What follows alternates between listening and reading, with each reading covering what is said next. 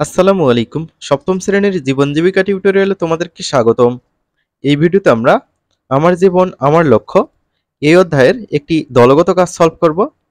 তো শিক্ষার্থীরা, এখানে নিজেকে জানি ঈশানের বদলে যাওয়ার একটি গল্প দেওয়া আছে।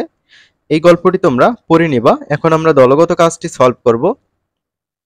উপরের গল্পটি ভালোভাবে পড়ো এবং ঈশানের আচরণে কেন পরিবর্তন এলো তা দলগতভাবে আলোচনা করে ক্লাসের নিজেদের মতামত ব্যাখ্যা করো।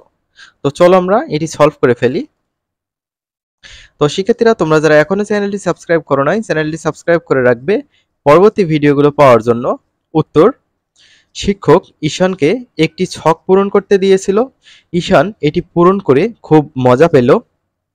শিক্ষক ঈশানের পূরণ করা ছকটি হাতে পেয়ে ভালোভাবে পর্যবেক্ষণ করে বুঝলেন প্রাণীর প্রতি ঈশানের অন্যরকম ভালো লাগার অনুভূতি রয়েছে। ভবিষ্যতে প্রাণীর ওপর গবেষণা সংক্রান্ত পড়াশোনা করলে সে পূর্ণ মনোযোগ ও আগ্রহ নিয়ে কাজ করতে পারবে।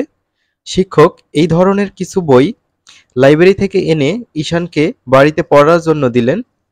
কিছুদিনের মধ্যেই ঈশানের আচরণে একটি পরিবর্তন এলো। মূলত প্রাণীর ওপর গবেষণা সংক্রান্ত বই পড়ার কারণেই তার আচরণে পরিবর্তন আসে। তো এটাই হচ্ছে দলগত কাজের উত্তর।